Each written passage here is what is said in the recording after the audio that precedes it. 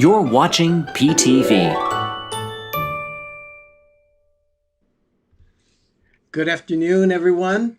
Hello. Welcome to PTV Live.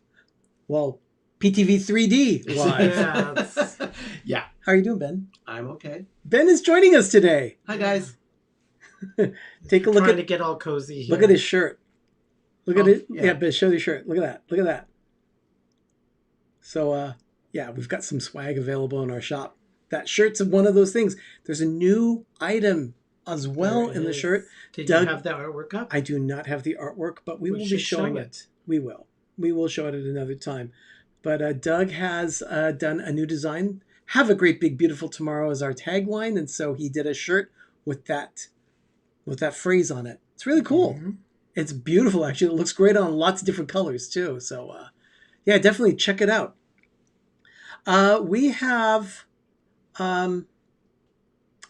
lots of history to talk about today. Well, not a lot, but we do have some. I didn't know we had that much. No, it's not really too much. But it's August 29th, 2020. It's time for the Daily Dose of Disney.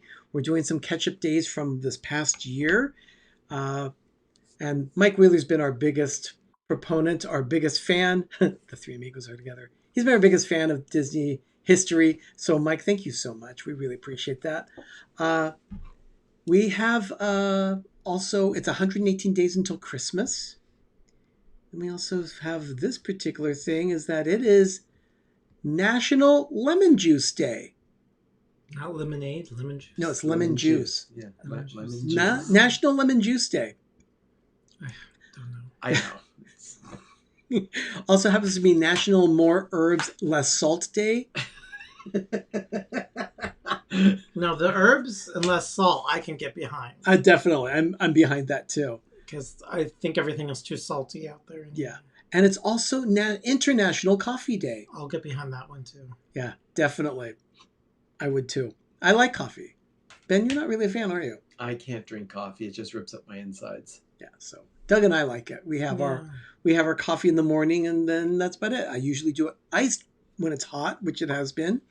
Mike Wheeler, thank you so much for that. Look at that. I love PTV. Mike Wheeler, thank you so much. We love you too. Definitely. It is August 29th, so let's get started with today's Daily Dose of Disney. We're taking the Wayback Machine today to 1891. Ooh, Wow. 2 centuries ago. I Do know. we have anything that's Hallmark? No, we not in front of me. No, but Doug says Hallmark because it's on this day. A gentleman by the name of Joyce Clyde Hall. He was a businessman in the Midwest. He was born in Nebraska on this day in 1891. He created Hallmark greeting cards, and he actually lived about a mile away from Walt Disney when they were in Kansas City together. But they never met until they started doing business together some years later.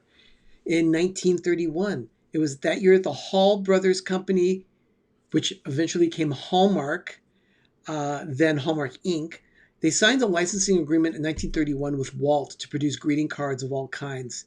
And that lasted for 24 years. They did this kind of relationship for 24 years. And then in 1955, it ended.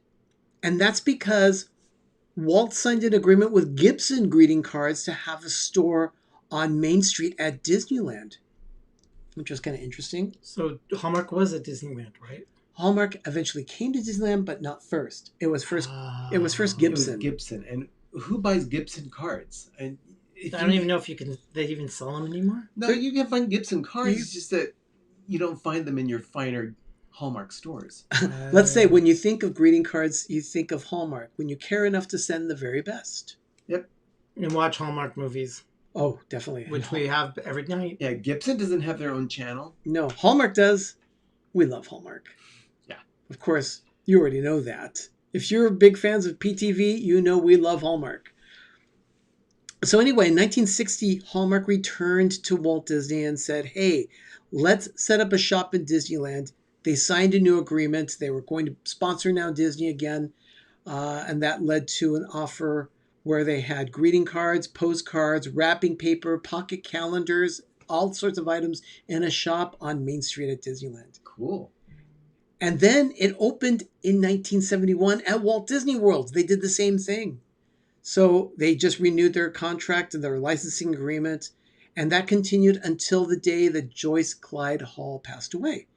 I don't know what happened after that. Eventually, the stores closed on Main Street at Disneyland and Magic Kingdom in Florida. But I would love to see an Apple store in Main Street.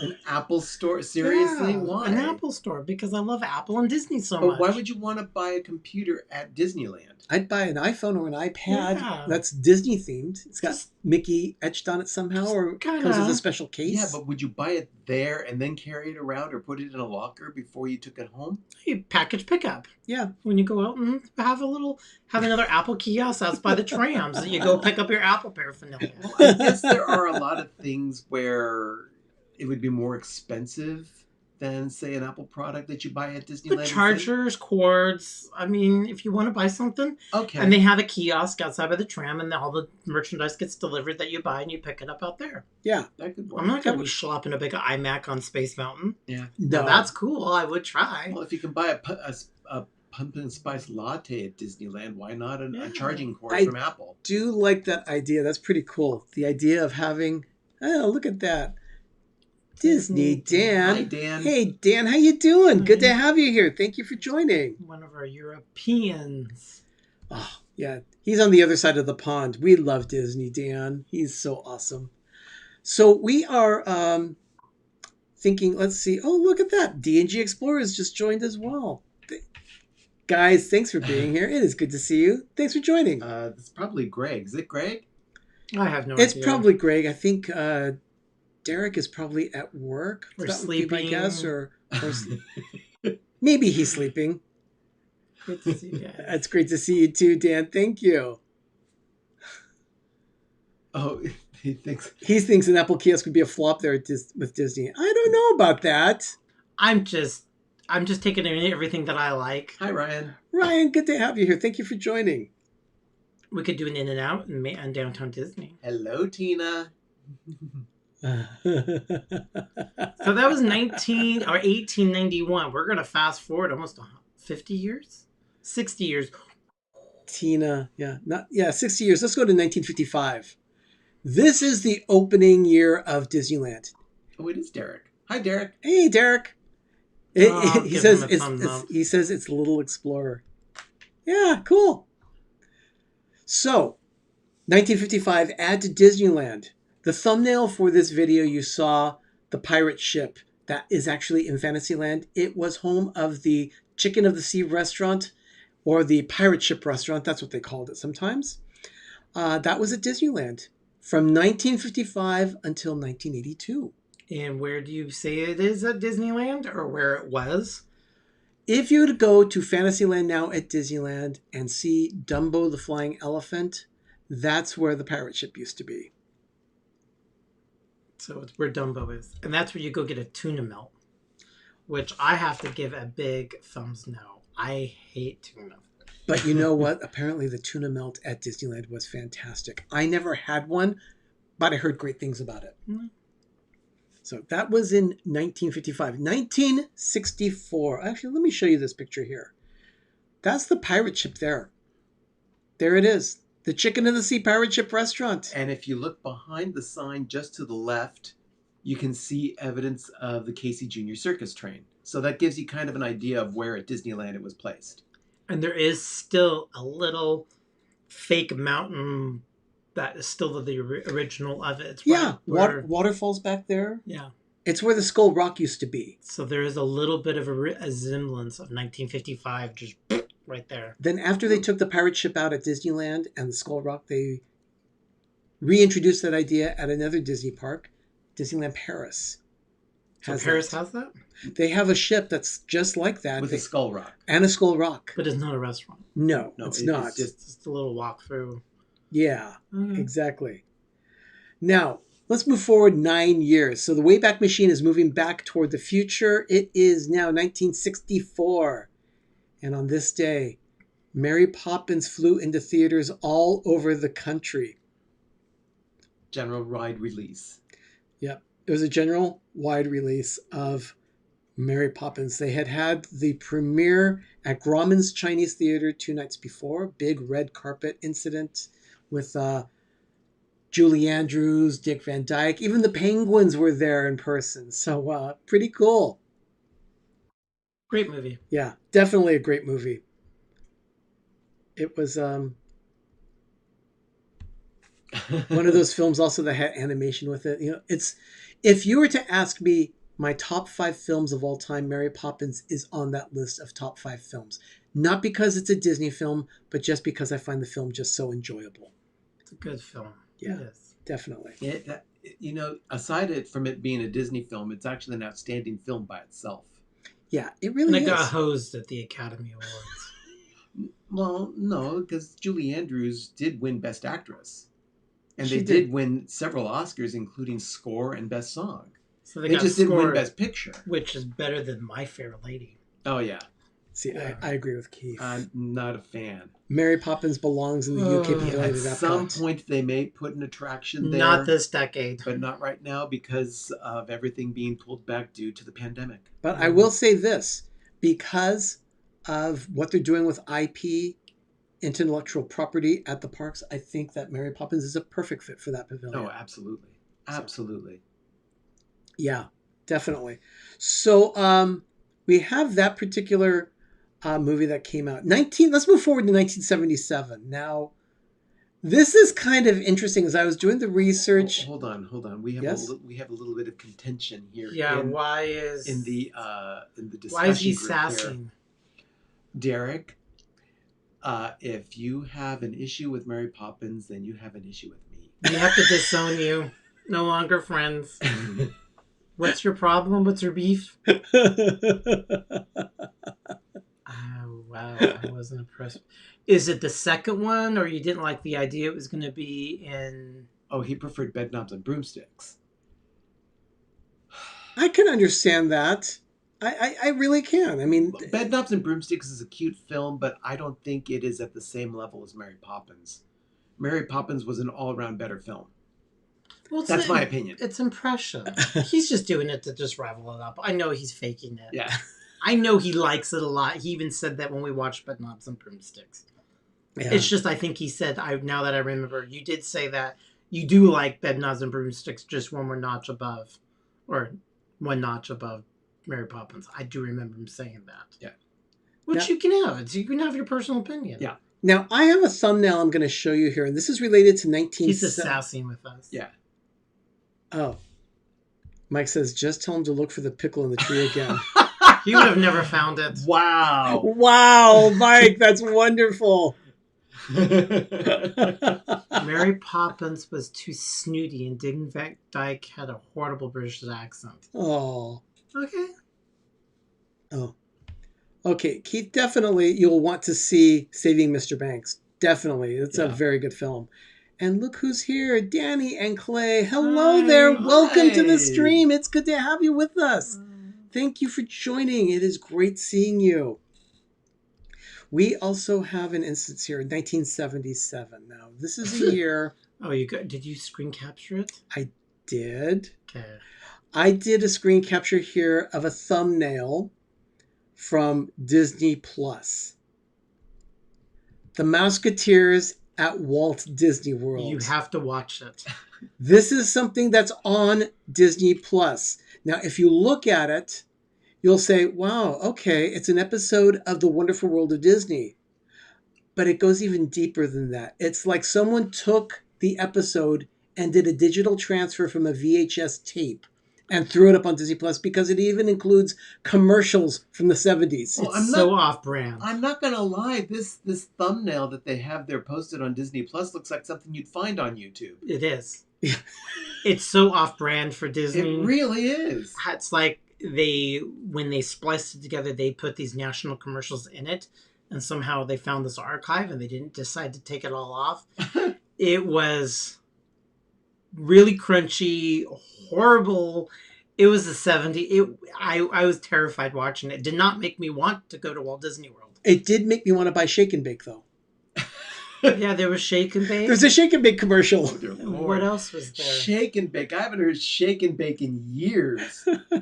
Definitely, you have to watch it. The reason why I say this is because on this day in 1977, the 12 new Mouseketeers from the 70s departed LAX airport. They were going to Florida to appear at Walt Disney World for 4 days. And one of those appearances is actually recorded in the special. You'll see them appearing on the stage in front of Cinderella Castle. Yeah, I think everything else was filmed back on the West Coast. Yeah, but there was a lot of stuff there. They filmed at Fort Wilderness. They filmed in some buildings there on the resort. It was kind of an interesting thing. And oh, that is right. That's right. They were humming Zippity Doo Dah on the monorail. That was the first song they did.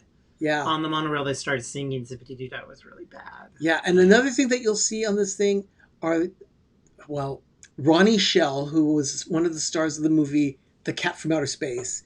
He plays like their The road manager? Yeah, kind of like their road manager. Like a Reuben Kincaid? Kind of like that, like the Partridge Family. And the interesting thing also is that Joanne Worley is in the show. Hi, Cherie.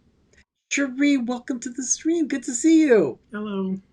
So yeah, kind of interesting. Joanne Worley and Ronnie Shell. It's not a very good special. It was actually really bad, even for Disney standards. It was poorly acted, really bad production, but really a great time to watch and just enjoy it. It's on Disney Plus. The Musketeers at Walt Disney World. It was bad. Yeah, definitely. It had all your mopey kids that you could never handle. Richard would be so proud. Yeah, lots of mopey kids. It was horrible. Yes, that's right. They are at River Country, and they even sing the song River Country. It was bad. So yeah, you'll see them though. You'll definitely see them there. You know what? You're right, Keith. Ronnie Shell was also in Gomer Pyle USMC. He was. Did a lot of appearances on TV in the 70s and 60s and 70s. He also did an episode of The Golden Girls. Yes, he did. He did do an episode of The Golden Girls. He was trying to buy a car. He was vying to buy a rented Mercedes that Blanche had. Yeah, that's right. Yeah. Okay, now I mentioned earlier from 1955 that the Chicken of the Sea restaurant opened on this day in 1955. There's a picture of Peter Pan. Also from 1955, you'll notice the people actually dressed to the hilt to go to Disneyland. Yeah, now they wear athleisure. It's like they just got out of the gym. If they wear anything at all. Yeah. No, That's true. It's people's clothes or. Now I show you this Fashion particular. has changed. I show you this particular picture because if 1982 came around, if you know Disneyland history, in 1982 they shut down Fantasyland, and that was so they could completely rebuild it. Peter Pan here closed on this day, as did the Pirate Ship restaurant that also shut down on this day in 1982. 1982. So everything shut down, and then everything reopened in 1983. Peter Pan was back, but gone were the Welch's Grape Juice Bar and the Pirate Ship restaurant. And Chicken the of the Sea. Fantasyland Theater. Fantasyland Theater was gone, and Fantasyland Theater in its place was Pinocchio's Daring Journey. Yep. And a restaurant. Yes, the Village House. Yep. Okay, so that was 1982. In 2008. Wow, that's a long way. Yeah, that's pretty cool. We advanced 82. 26 years. Yeah. Mm-hmm. That's the El Capitan Theater on Hollywood Boulevard in Southern California. We love this theater. It's beautiful. Seen a few movies there. Yeah, Doug and I saw Ratatouille there on opening day, June 29th, 2007. Yep. The day the first iPhones ever came out. Yeah, that's right. We just remember that day. But you'll see on the marquee here, it says Sleeping Beauty, fully restored 70 millimeter print. And that's because on this day, in 2008, the El Capitan started a digitally restored version of Sleeping Beauty. So this is that particular movie at the El Capitan. It ran from this day in 2008 until September 18th. That's about right. So about a 3-week run. 3 weeks. So I tell you, I would love to see a movie like this on the big screen again. I think that would be wonderful. What about you? Would you like to see that? Yeah. I'd like to see Cinderella on the big screen. Yeah. Have you ever seen it in the movie theater? I don't recall. I don't recall seeing Cinderella in theater either. No. So, okay, let's move forward. Let's say in 2008, the same day this is the same day. Do you see who that is? That's Michael Phelps. Michael Phelps was, of course, a swimmer from the Olympic team. He had just won a record 8 gold medals at the games in, I believe they were in Beijing. In Beijing. Disney was Beijing. 2008 in Beijing. He was in China winning 8 gold medals. Well, on this day, they honored him at Magic Kingdom with a parade. And it was because of the unprecedented achievement as a world champion swimmer. So they gave him a parade at Magic Kingdom. Yeah, 2 weeks after he finished his record run. Yeah. And this was the second time that they'd done this for him, because he was honored the same way with 2004 when the games were in Greece, I believe. It was Yes. 4, 8, then he did 12, and then he just finished 16. He I didn't think he was going to do 2020. Yeah, he won a lot of medals for the United States. Very impressive. And then finally in 2011, on this day, now this is local time in Hawaii, 6:30 in the morning. That's odd. Yeah, and that's because right here is the Alani. On this day in 2011, the Alani welcomed their first guests. That is pretty darn cool. Don't you think? 9 years ago today. Yeah. I don't know if they're having any guests right now. Are they? Are they open yet? I think they're only I don't open know. for some locale, but nobody can go to Hawaii. Okay. No, Yeah, they're decimated with tourism Yeah. because nobody can get to the island. Yeah. So anyway, that's what we have for history today. Let me show you this little brief video here. It's just a few seconds.